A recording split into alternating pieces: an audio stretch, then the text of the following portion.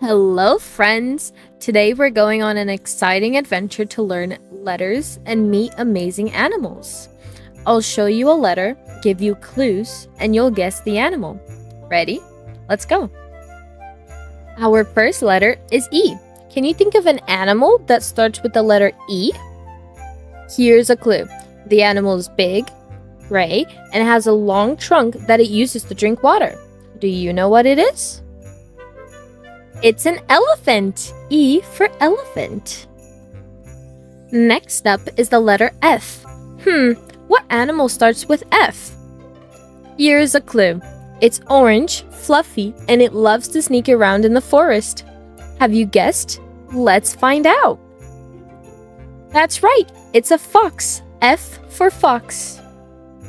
Now we have the letter G. What animal starts with the letter G?